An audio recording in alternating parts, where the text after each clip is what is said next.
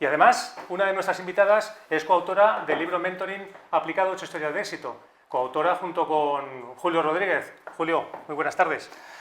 Yo creo que es un lujo contar hoy con Minerva, que además de coautora, como tú bien dices, del libro Mentoring aplicado a 8 historias de éxito, es una persona con una dilatadísima experiencia en el mundo del mentoring, mentora también certificada y una bella persona. Muy buenas tardes, Minerva, ¿cómo estás? Muy bien, encantada de estar aquí con vosotros, un placer. Tú fuiste responsable de un programa de mentoring que fue referencia precisamente en su día, ¿no? Ahí viviste en primera persona lo que es gestionarlo, pero también has vivido en primera persona lo que es mentorizar dentro de un programa de certificación de la red de mentoring de España. Conozco muy bien tu capítulo, sé que tratas una temática pues, que siempre viene a la cabeza de aquellos que escuchan la palabra mentoring, ¿no? Ahora nos explicas cuál es, pero a mí me gustaría, porque hablas de la relación entre el liderazgo humanista y el mentoring, ¿de qué hablamos cuando decimos que el liderazgo debe de ser un liderazgo humanista? Pues yo cuando hablo del liderazgo humanista, a lo que me refiero es a un liderazgo que ponga a las personas en el centro. Y yo sé que esto lo oímos todo el rato, ¿no? Todas las empresas, todos los recursos humanos decimos que las personas están en el centro. Pero es que realmente las personas sean el fin, no el medio. Nosotros vivimos en una sociedad, en una cultura que tenemos una herencia de un tipo de liderazgo que viene de la etapa industrial en el que es todo mucho más autocrático, más controlado, se da menos participación.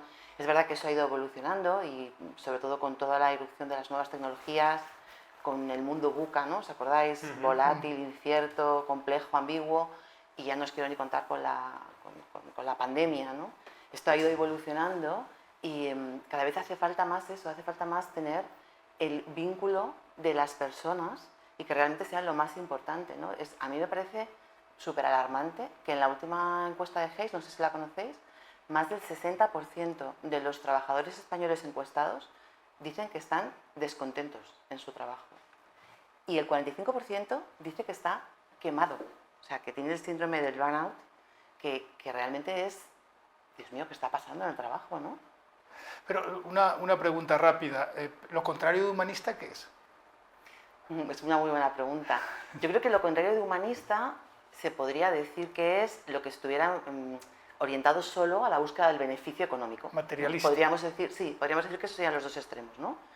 Parece que si cuido de las personas y pongo a las personas en el centro y es a lo que les doy más importancia, no puedo obtener resultados, que no es real. De hecho, hay estudios, por ejemplo, hay un estudio muy interesante de Leadership Circle, que lo que hace es estudiar a más de 400 líderes en todo el mundo y lo que hace es comparar a los mejores y a los peores en cuanto a sus resultados, o sea, nivel de crecimiento, calidad de sus productos, todo este tipo de KPIs que tenemos que tienen que ver con los resultados económicos. Y curiosamente, ese 10% de mejores líderes son el 10% de líderes que son más efectivos. Y la efectividad la vincula, entre otras cosas, otras características del liderazgo humanista, pero entre otras cosas, el cuidado por las personas, ¿no? Entonces yo diría eso, simplificando mucho, sería como los resultados económicos nada más o las personas, ¿no? ¿Qué tal, Minerva? Buenas tardes. Hola. Encantado de que estés con nosotros hoy, ¿no? Igualmente, muchas Cuando gracias. estabas hablando de esto me acordaba que el otro día leí un artículo sobre las características de los líderes y hablaban de centrarse en las personas y tal, pero decían que todavía las empresas siguen midiendo a los líderes pues, por KPIs económicos, ¿no? En lugar de los otros, ¿no? Sí. Y muchas veces es como la dificultad, es decir, como no sé cómo medirte, bueno, pues te mido con la parte económica y no te mido el resultado en desempeño, desarrollo y demás, ¿no? Pero para conocer un poco más este tipo de líderes, lo que siempre decimos, vamos a intentar tener en nuestra cabeza una idea de cómo debe ser un líder humanista. ¿Qué características tienen? ¿Cuáles serían? Hay muchísimas, pero yo lo resumiría como en 3 grandes bloques, ¿no? Por un lado estaría la parte que para mí es la más importante y de hecho en todos los estudios que hay de liderazgo correlaciona directamente con una mayor valoración de los líderes, la autenticidad, la capacidad de ser yo mismo y la valentía de mostrarme cómo soy, ¿no? Esta es muy importante. A esta no se llega sin el autoconocimiento, también básica, ¿no? Y el autoconocimiento está muy vinculado con la humildad, ¿no? Con la capacidad de darme cuenta de qué puntos fuertes tengo, qué áreas de desarrollo tengo y con mi voluntad de querer trabajarla y querer avanzar, ¿no? Yo diría que esa es como la fundamental, porque además cuando tengo esa autoconciencia, también soy consciente del impacto en el sistema, ¿no? ¿Cuál es mi impacto? El impacto de lo que yo hago, de las decisiones que tomo, de cómo me comunico, ¿no? Entonces, yo diría que esa es como la fundamental. Luego está, por supuesto, la de las personas, ¿no? La relación con las personas, que es de lo que estábamos hablando antes, y ahí, por ejemplo, está el mentoring, ¿no? La capacidad de un líder de desarrollar a sus equipos, la capacidad de utilizar el mentoring o el coaching o otro tipo de modelos de acompañamiento, las conversaciones que sean significativas, ¿no? que realmente el líder muestre interés por el sentido que tiene el trabajo para esa persona y las necesidades que tiene esa persona. Y luego el tercero serían los logros, claro. Está claro que el liderazgo está para también conseguir unos logros, no hay que perderlo de vista, ¿no? Entonces ahí estaría para mí pues, la toma de decisiones, la visión estratégica, el propósito también del liderazgo, ¿no? Porque yo creo que cuando el líder tiene un propósito claro, que no es solo profesional, es personal, tiene más capacidad para conectarse con su autenticidad y todo fluye de una manera más natural, ¿no? Decía Henry Ford a principios del siglo pasado que cuando tenía que contratar un par de manos, al final tenía que contratar a la persona al completo. Totalmente. Hombre, yo creo que han cambiado mucho las cosas, sobre todo porque las personas son las que al final dan pie a los resultados, claro. ¿no? Antes me decías materialismo versus humanismo. Sin embargo, las empresas están creadas para dar resultados. Yo no creo que sea un extremo opuesto a lo otro, ¿no? Lo que pasa es que muchas veces se va solo al materialismo, a lo económico, y se olvida de las personas. Bueno, no me quiero desviar del tema. ¿Cómo ayuda el mentoring al desarrollo de ese liderazgo humanista? Es decir, a que pongan valor también a las personas y no nos centremos únicamente en esas cifras, en esos resultados. Bueno, yo es que creo que el mentoring, lo que son las competencias del mentoring, ¿no? Que la red de mentoring las tiene muy bien definidas, son las competencias de un buen líder humanista. Todo lo que tiene que ver, por ejemplo, con la parte de comunicación, ¿no? La escucha, que os decía, activa, la mirada apreciativa, ¿no? El ver la grandeza en el otro y querer contar con esa grandeza, con la participación de esa grandeza y no solo yo como líder tomar las decisiones y hacer los movimientos. Yo creo que el mentoring, tiene muchísimas competencias en común con el liderazgo, de manera que una persona que quiera desarrollar sus capacidades como líder humanista, desarrollándose como mentor, ya como mentora, ya estaría desarrollando esas capacidades. Creo que el mentoring es una buena herramienta para desarrollarlo. El mentoring tiene también mucho de esto que he hablado antes, ¿no? De la capacidad de desarrollar tu locus de control interno, ¿no? Tu responsabilidad y tu autoconsciencia. De alguna manera el mentor o la mentora te hace de espejo, con lo cual también es una herramienta que es muy útil para el desarrollo.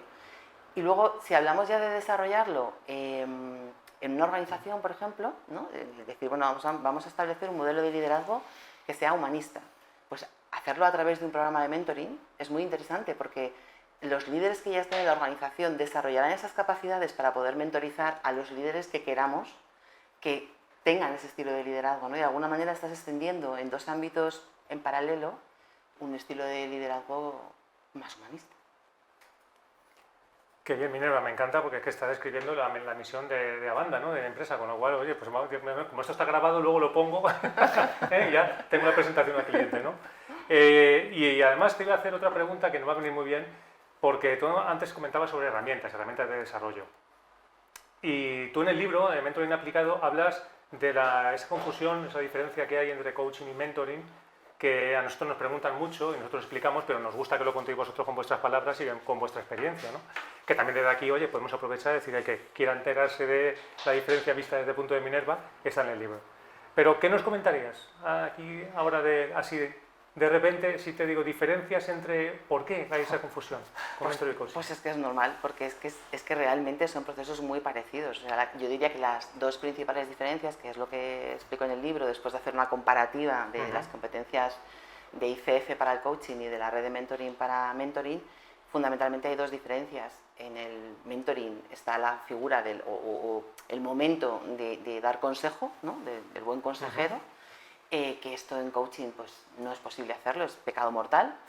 Y luego está también pues, que hay una diferencia, ¿no? de nivel. Por decirlo de alguna manera, es como si el mentor o la mentora estuviera en un escalón por encima del mentorizado, mientras que en el coaching la relación es más igualitaria.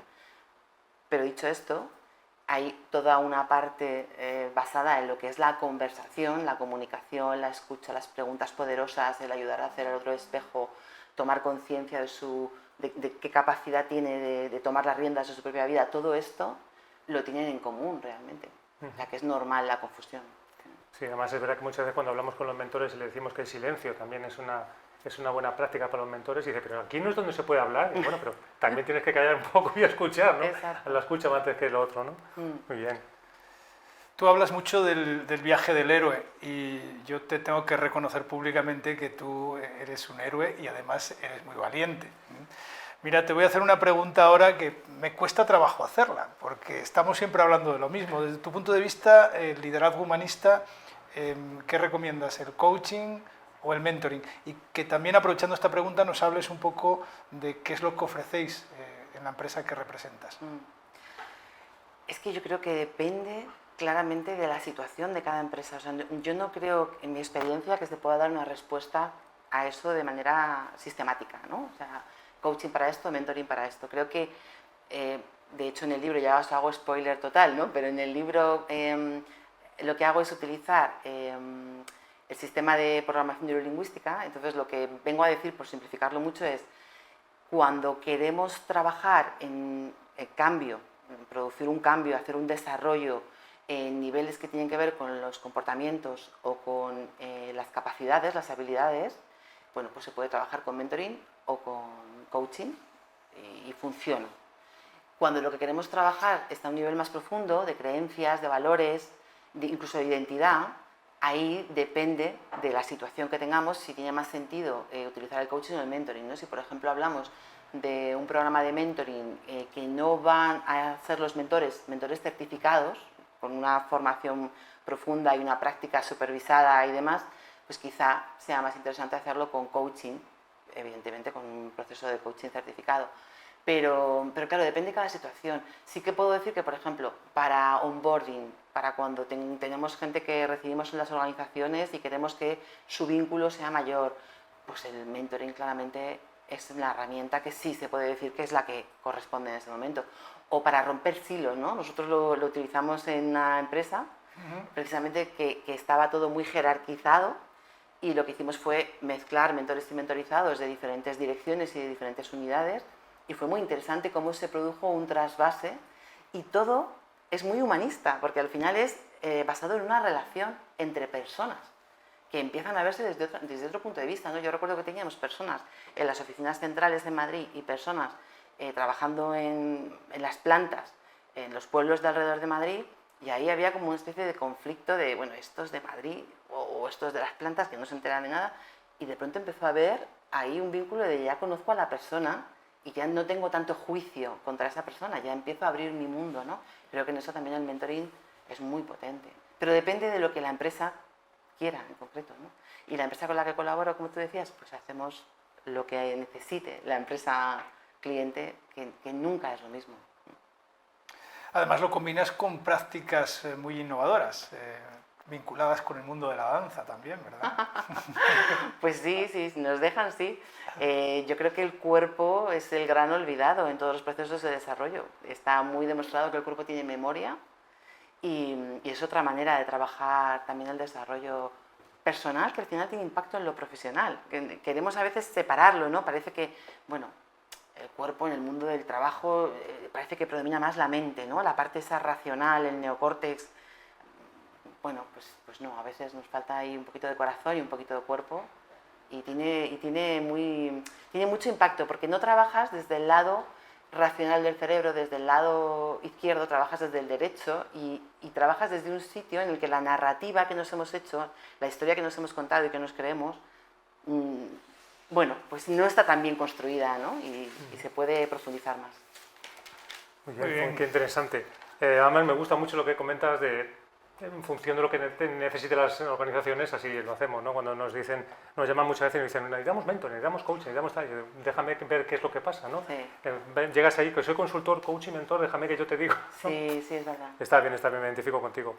Bueno, pues Minerva, es un placer y la verdad que nos lo estamos pasando fenomenal, sabemos muchas cosas, pero todo tiene un fin, hemos llegado al fin, pero siempre pedimos a nuestros invitados que nos dejéis una reflexión, una cita, una frase, algo que puede inspirar a la gente que nos está viendo. Pues yo tengo, la mía la tengo muy clara, es sé el cambio que quieres ver en el mundo.